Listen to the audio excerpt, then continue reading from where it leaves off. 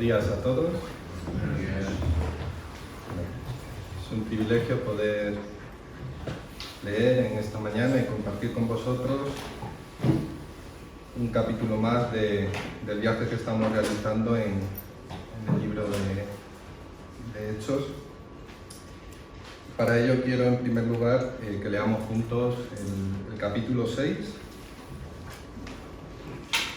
aprovechando que no es muy largo. Vamos a darle una lectura. Hechos 6, desde el versículo 1 hasta el versículo 15.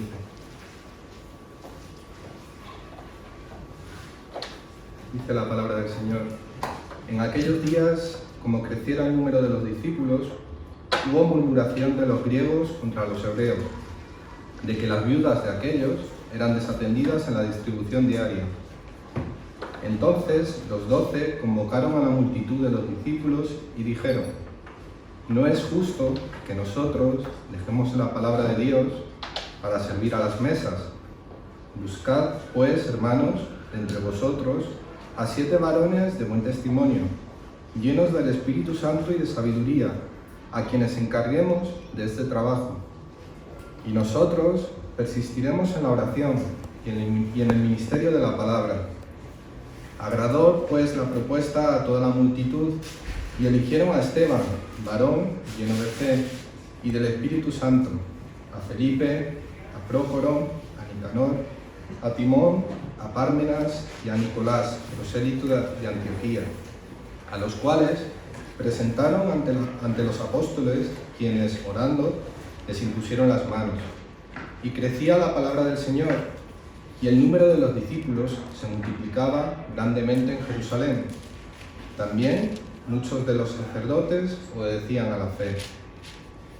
Versículo 8. Y Esteban, lleno de gracia y de poder, hacía grandes prodigios y señales entre el pueblo.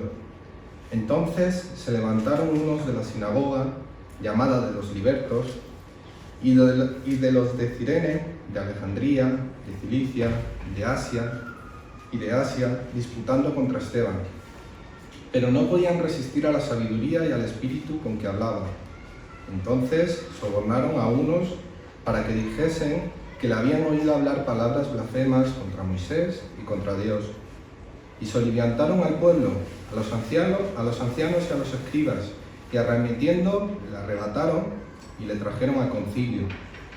Y pusieron testigos falsos que decían: Este hombre no cesa de hablar palabras blasfemas contra este lugar santo y contra la ley.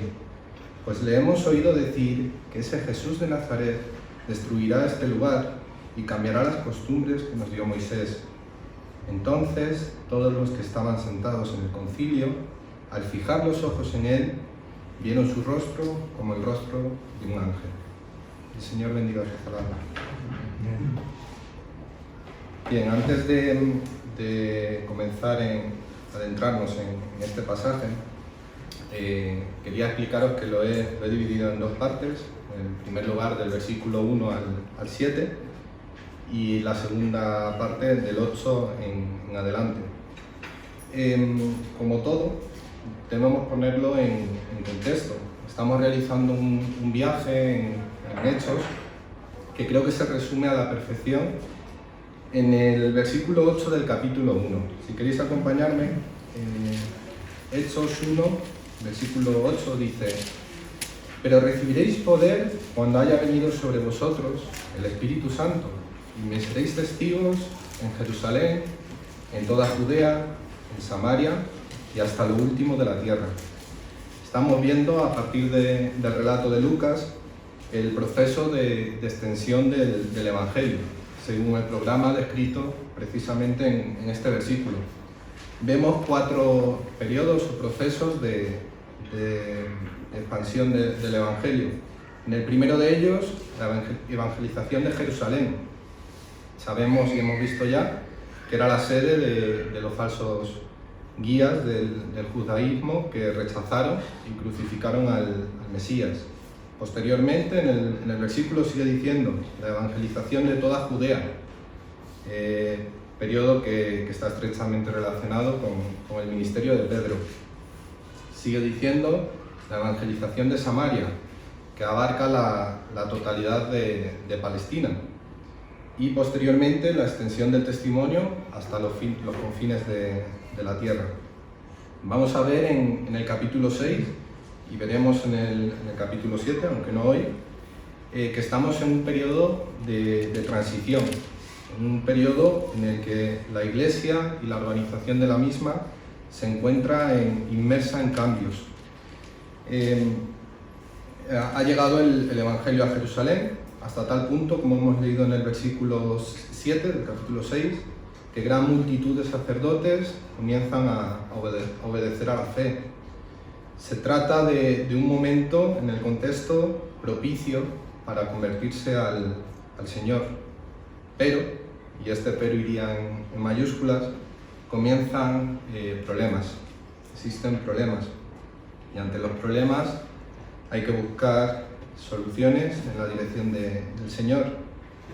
Nos encontramos en este contexto una oposición bastante grande por parte del Sanedrín, y cómo esto produce un cambio en los habitantes, un cambio en la actitud de los habitantes.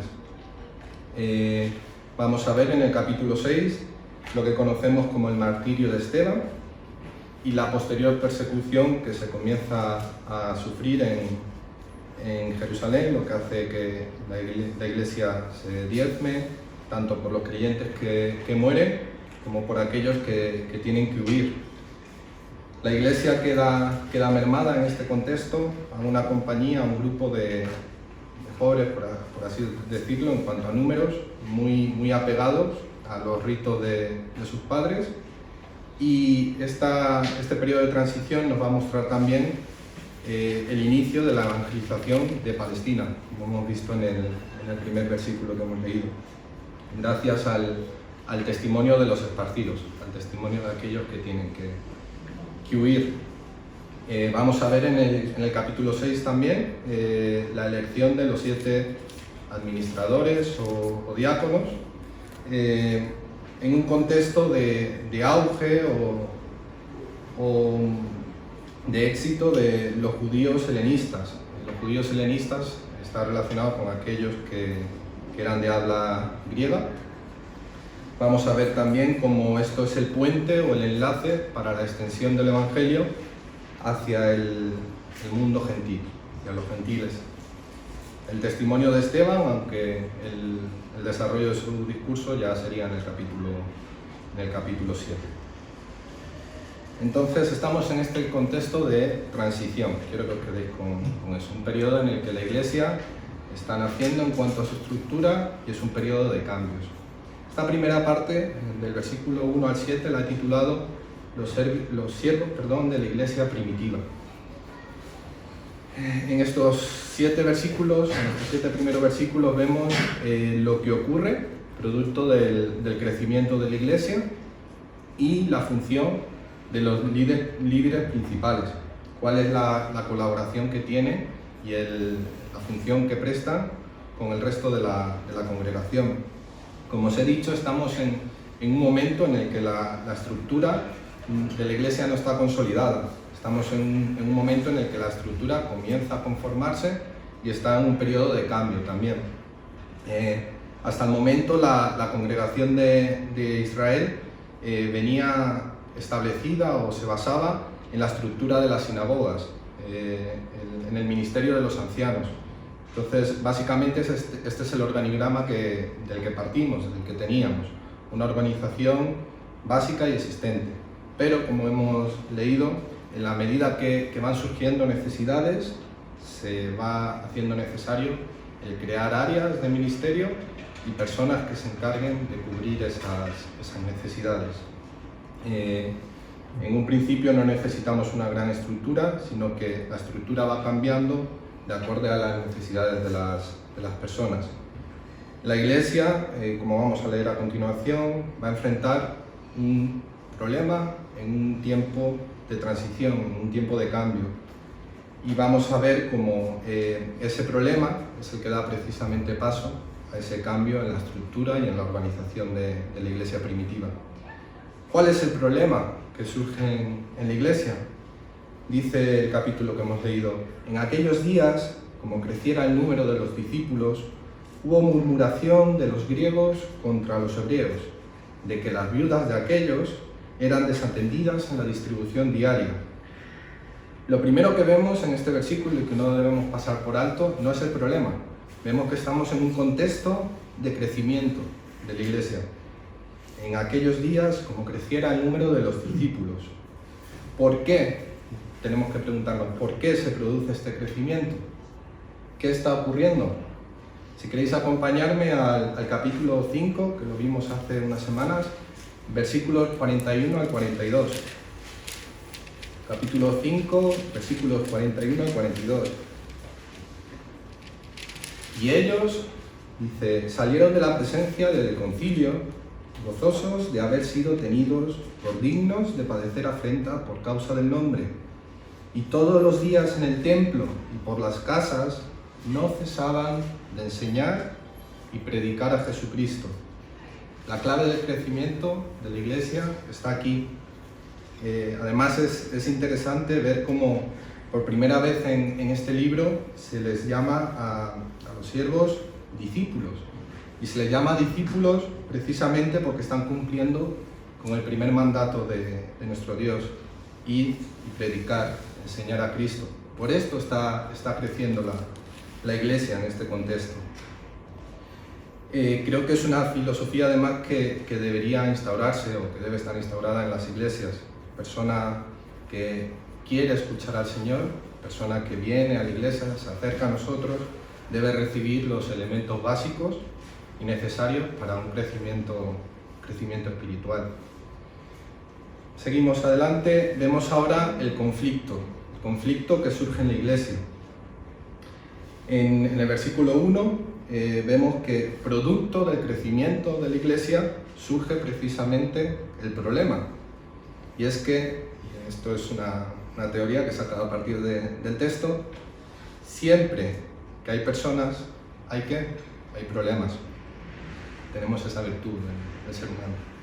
Todo lo que tiene potencial para el éxito, tiene también potencial para el fracaso. Y vemos aquí que las personas se están convirtiendo, están predicando de la palabra, se están reuniendo, pero ¿qué hubo? Murmuración. Lucas nos muestra el conflicto que tienen que enfrentar los líderes en este momento. Hemos visto en otras predicaciones, en este viaje que estamos realizando en Hechos, como hubo en primer lugar persecución, luego hubo pecado en la congregación, lo vimos en el capítulo 5 con Ananías y Zafira, luego los discípulos son puestos en la cárcel, posteriormente encontramos este problema que lo que está causando es cierta división. La murmuración está produciendo en la iglesia un cisma, una separación, y debe ser atendida.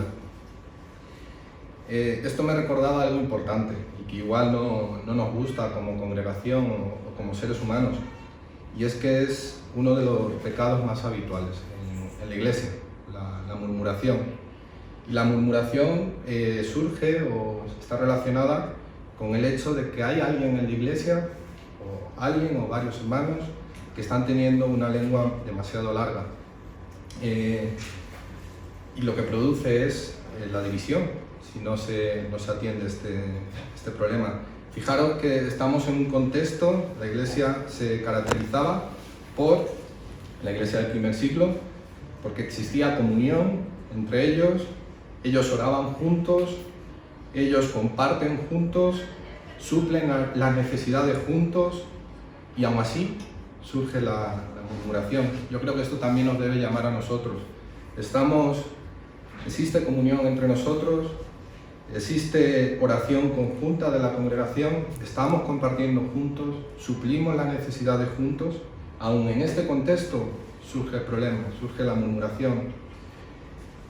La murmuración, aquí la vemos como la queja que algunos tenían, considerando que un grupo de personas, ahora veremos quién, estaban siendo desatendidos.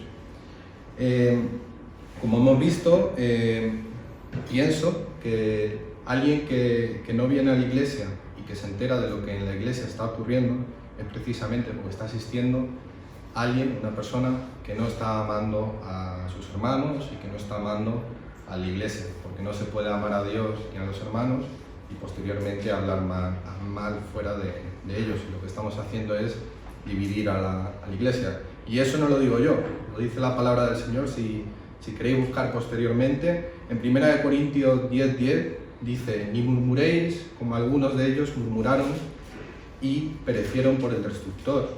Santiago 4:11, hermanos, no murmuréis los unos de los otros. Filipenses 2:14, haced todo sin murmuraciones y contiendas. El problema, hubo murmuración, dice, de los griegos contra los hebreos. Aquí hay que entender que la iglesia estaba dividida en judíos de habla griega, que hemos dicho antes que son denominados como judíos helenistas, y los judíos de habla, bueno, estos judíos proceden de países fuera de Palestina, ¿vale? Y los segundos, judíos cristianos de habla aramea, posiblemente del sector de Palestina. Entonces, el problema surge por la murmuración de los judíos helénicos. ¿De qué murmuraban? De que las viudas de aquellos eran desatendidas en la distribución diaria. Las viudas, para que lo entendamos todos, no estaban recibiendo la diaconía, la ayuda, la atención, estaban siendo ignoradas. Y me resulta paradójico porque precisamente la viuda en el Antiguo Testamento hemos visto muchas veces como Dios se interesó mucho por el sustento de la viuda, más que nada por el contexto en el que se exponía a estas personas en las leyes sociales, totalmente en el abandono. Entonces, Lucas nos muestra el problema, dónde surge la murmuración. Hasta ahora hemos visto el problema que surge, en qué contexto surge, el crecimiento de la iglesia, el conflicto de la iglesia. Ahora vamos a observar la propuesta de los apóstoles. Versículo 2. Entonces los 12 convocaron a la multitud de los discípulos y dijeron: no es justo que nosotros dejemos la palabra de Dios para servir a las mesas. Aquí vemos en primer lugar que los apóstoles no son la respuesta al problema. Ellos no tienen la respuesta, pero vemos que hacen partícipes de la decisión o de la solución a la congregación. Convocaron a la multitud de los discípulos. Los apóstoles se dan cuenta de que es necesario evitar estos roces, esta cisma en la congregación. Les plantean lo siguiente: está ocurriendo este problema, necesitamos colaboradores.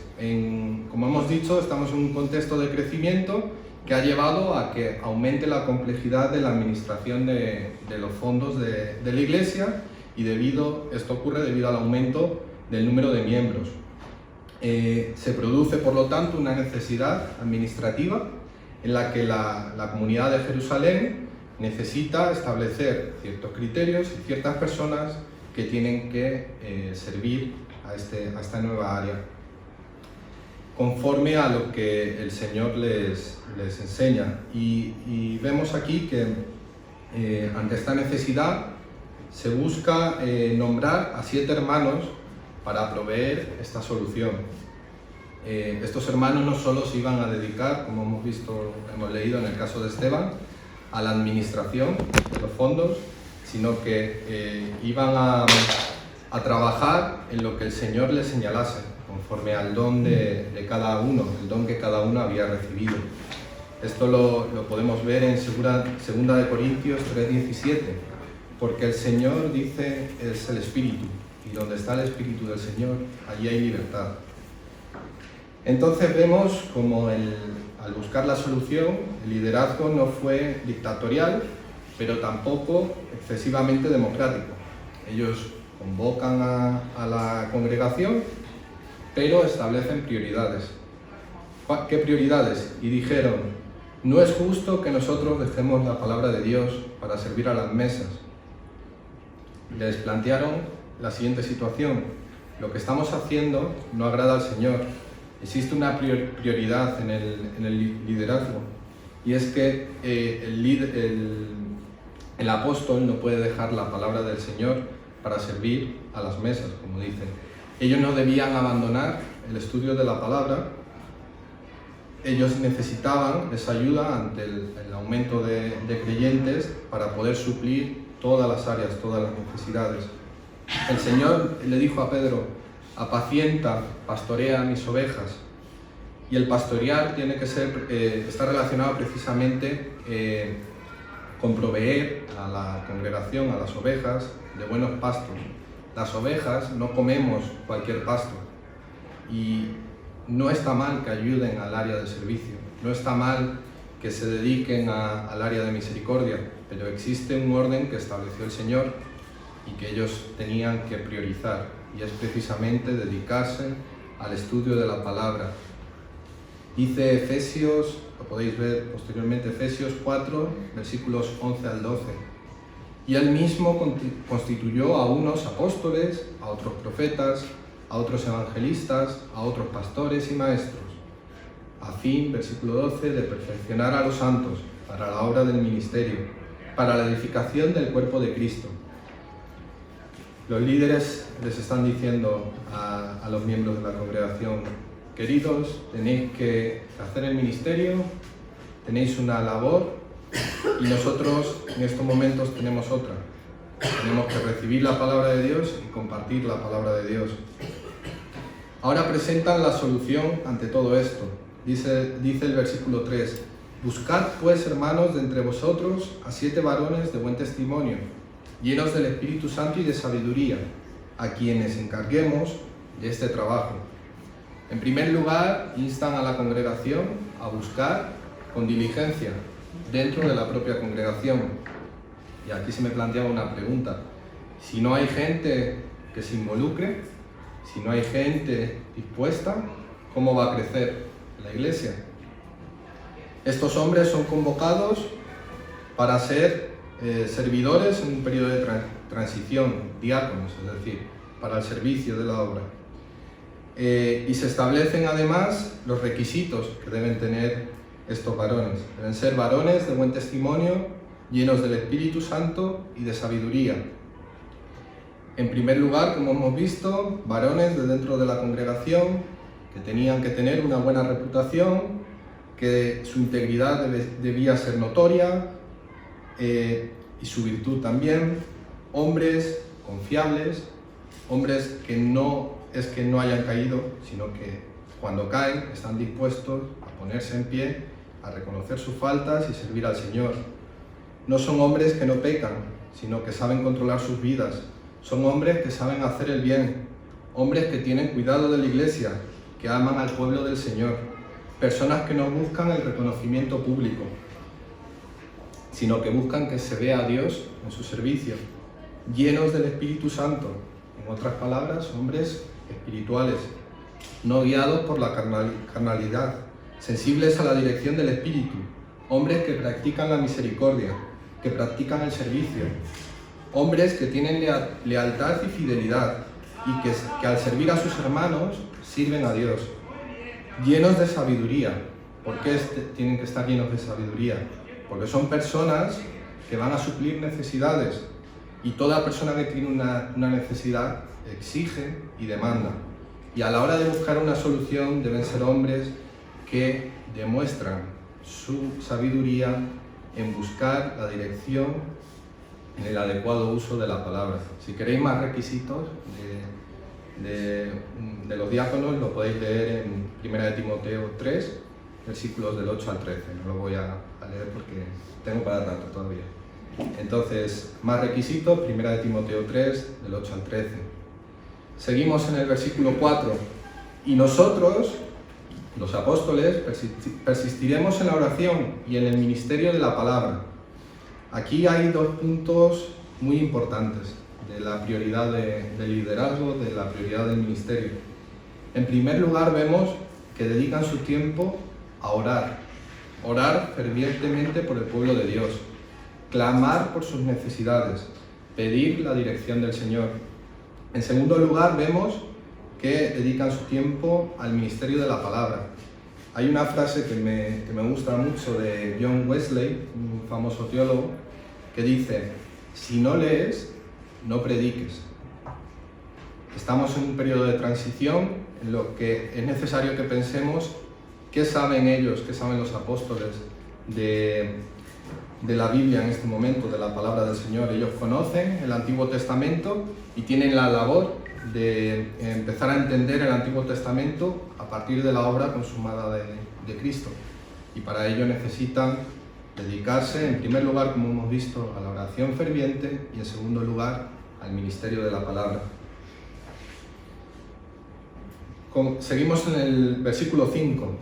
Dicen los apóstoles a la congregación que bajo la dirección del Espíritu Santo busquen personas, ya tienen, como hemos visto, los requisitos, la congregación ya ha comenzado a buscar y ahora tienen que buscar a estas personas. Agradó la propuesta a toda la multitud y eligieron a Esteban, varón lleno de la fe y del Espíritu Santo, a Felipe, a Prócoro, a Nicanor, a Timón, a Pármenas y a Nicolás, prosélito de Antioquía. Aquí me llamaba la atención que la mayoría de ellos pertenece a los judíos helénicos, es decir, donde surge la murmuración, los elegidos, la mayoría de ellos son judíos helénicos. Y nos muestra precisamente este hecho que el buen hacer de la congregación. Los judíos de habla aramea no reclaman representantes.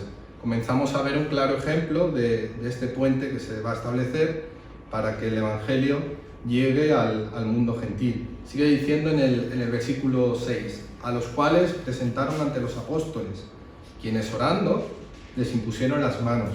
En primer lugar, ¿qué vuelven a hacer? Lo que hacen es orar. Piden a Dios la dirección. En segundo lugar, les imponen las manos. ¿Como símbolo de qué? Como símbolo de aprobación y de identificación con el cargo que iban a tener. Los vamos a apoyar. ¿Cuál es el resultado de todo esto? ¿Y por qué creéis que existe este resultado? Versículo 7. Y crecía la palabra del Señor, y el número de los discípulos se multiplicaba grandemente en Jerusalén. También muchos de los sacerdotes obedecían a la fe. El resultado aquí lo vemos en la armonía de la iglesia. El crecimiento se produjo precisamente porque comenzaba a haber gente trabajando en el servicio, gente que buscaba la dirección del Señor, gente que cumplía con todos esos requisitos que hemos visto, gente espirituales, que amaba a sus hermanos. Todas las áreas que van surgiendo, todos los problemas que van surgiendo se empiezan a suplir. Y aquí Lucas hace una pequeña pausa en el relato, por eso lo he dividido en dos, y podemos ver en este versículo que acabamos de leer tres aspectos importantes en este periodo con el que hemos comenzado la predicación de evolución en la expansión del Evangelio. Vemos en el versículo 7, en primer lugar, cómo la palabra de Dios crecía, es decir, se daba a conocer más y más ampliamente. En segundo lugar, vemos cómo los discípulos, los creyentes, se multiplicaban en Jerusalén. Esto es una muestra clara del apogeo que comienza en el hecho de las 3.000 almas que se convierten en Pentecostés. En tercer lugar, vemos como un gran número de sacerdotes obedecía a la fe. Un claro ejemplo, un claro indicio de que el Evangelio, al penetrar en Jerusalén, está llegando a su punto álgido, a su punto más alto. Recordar que se trata de los sacerdotes de una oligarquía que se caracterizaba por ser algo tiránica en el sentido de que estaba muy apegada a sus intereses materiales, muy apegada a sus intereses financieros. En esta primera parte quiero que reflexionemos en 5 cosillas. La primera de ellas, recordemos, en el contexto de transición en el que estamos, tenemos que ser conscientes como iglesia de que todo aquello que tiene potencial para el éxito, lo tiene para el fracaso. Debemos además, en segundo lugar, ser sensibles a la dirección del Señor en el desarrollo de las áreas donde estemos trabajando.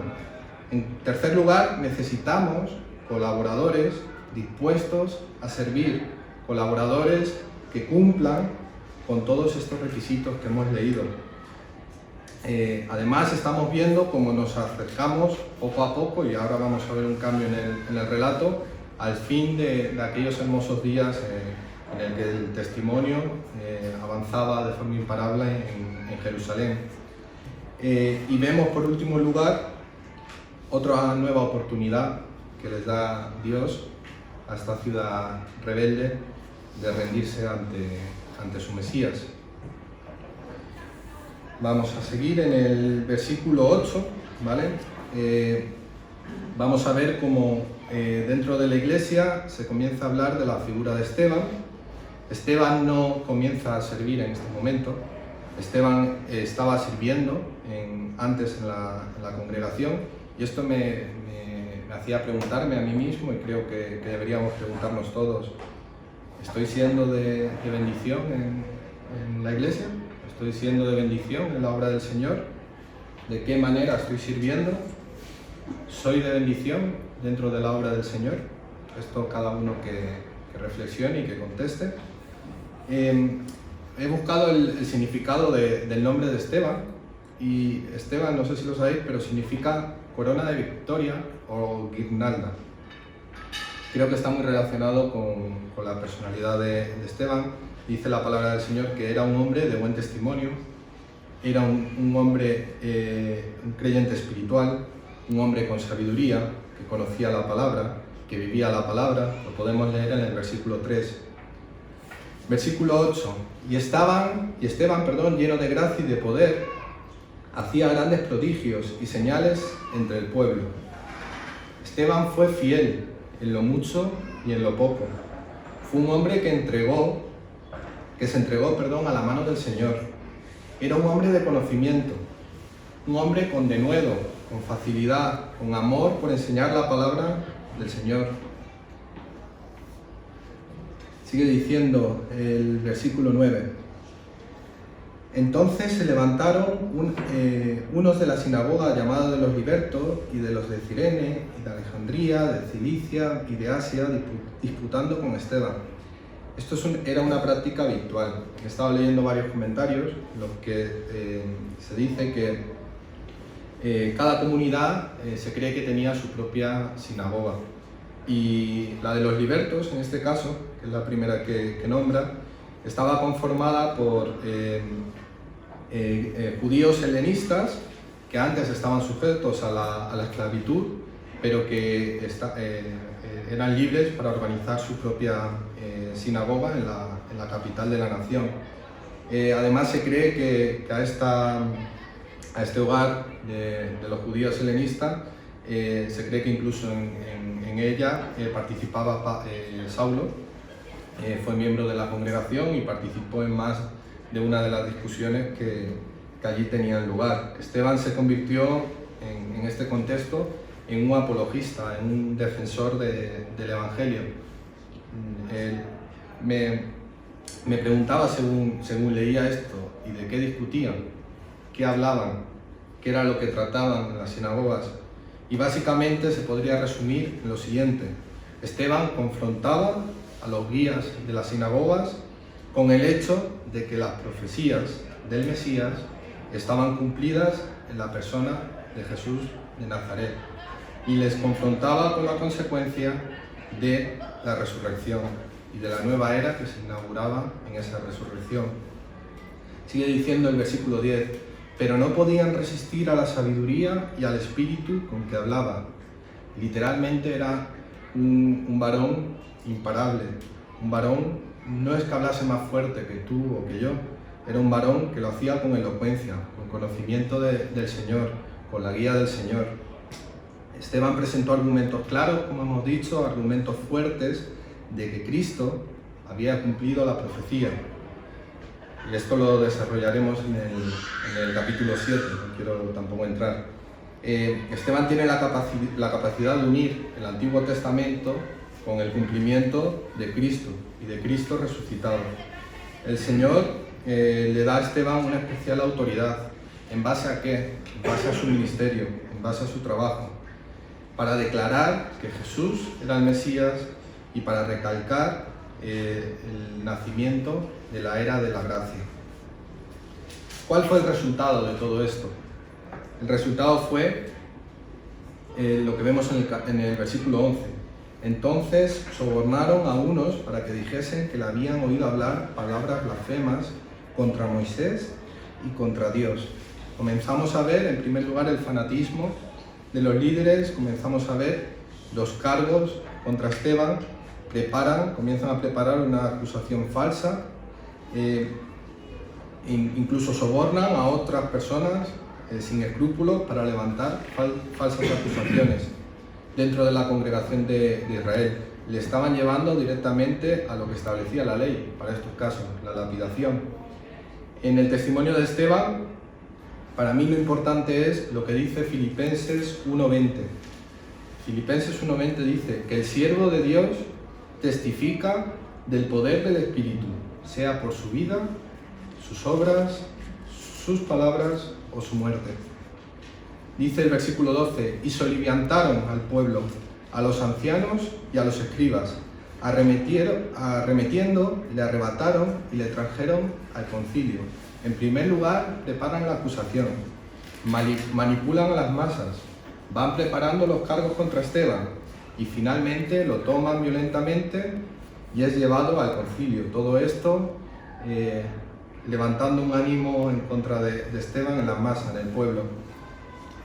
En el próximo capítulo podremos ver cómo se desarrolla el discurso de Esteban ante el Sanedrín, su defensa, que se ha llamado, ante estas personas ciegas en la nación. Dice el versículo 13, y pusieron testigos falsos que decían, este hombre no cesa de hablar palabras blasfemas contra este lugar santo y contra la ley.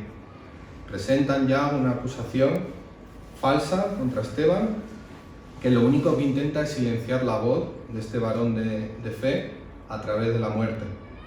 Versículo 14, pues le hemos oído decir que ese Jesús de Nazaret destruirá este lugar y cambiará las costumbres que nos dio Moisés. En primer lugar, le están acusando de que hablaba contra Moisés, hablaba contra Dios, que blasfemaba, que hablaba contra el templo, contra la ley, no se dejan nada. Y analizando esto, yo encontraba ciertas analogías entre el testimonio de Esteban y el propio testimonio que dio el Señor en el proceso que sufrió ante Caifás. Y las analogías, las similitudes que encontraba son las siguientes. En ambos testimonios existe un odio especial de la multitud y de sus jefes. En el caso de Jesús, el repentino cambio que vemos en el relato, en el parecer de la turba. Se vienen arriba, por así decirlo. Y en el caso de Esteban, vemos como comienzan a cambiar el parecer de la masa. En segundo lugar, lo vemos en la gracia y en el poder que se manifestaron en la muerte de ambos, tanto en la muerte de Jesús como veremos en la muerte de Esteban. Y en tercer lugar, lo vemos en la actitud que tienen ambos de pedir perdón para esa nación rebelde. Versículo 15, para terminar, dice, entonces todos los que estaban sentados en el concilio, al fijar los ojos en él, durante esta semana pensaba en esta imagen. Imaginaros una turba de personas con los ojos fijos en Esteban, con sentimientos de hostilidad. Tiene que ser una situación bastante difícil. ¿Qué ocurrió? Entonces todos los que estaban sentados en el concilio, al fijar los ojos en él, vieron su rostro como el rostro de un ángel. Aquí hay varias interpretaciones de los comentaristas, pero yo me quedo con que esto es una muestra de que Dios está con él. Una nueva muestra de que Dios guiaba la vida de Esteban. Hasta aquí hemos podido ver en este capítulo cómo el mensaje de Jesús comienza a terminar con los privilegios que los judíos reclamaban por el simple hecho de la descendencia carnal de Abraham. Comenzamos a ver cómo en este periodo de transición Hay problemas en la congregación, pero se establecen una serie de siervos con una serie de requisitos que van a apoyar y a ayudar en el avance del Evangelio. Y por último vemos un cambio de actitud de la población a partir de la actitud o de la política persecutoria del Sanedrín. Empiezan a odiar a aquel nombre que tan poderosamente habría obrado en ellos, que era el nombre de Jesús. Veremos el discurso en siguientes predicaciones, pero simplemente quería que nos quedemos con esto. Debemos pensar en qué estamos sirviendo a nuestro Señor. Estamos siendo de utilidad en su obra.